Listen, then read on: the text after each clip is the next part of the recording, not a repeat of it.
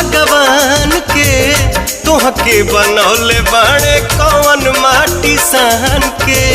दिल में मोहब्बत जगा दिहला राजा, आपन दीवानी बना लिहला राजा।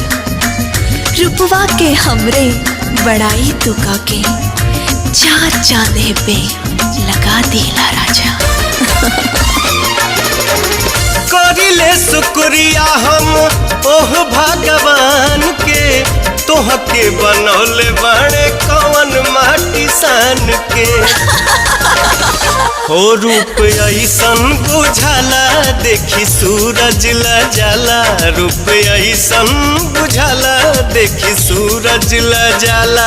जैसे चंदा उगल दरिया में दिल भइल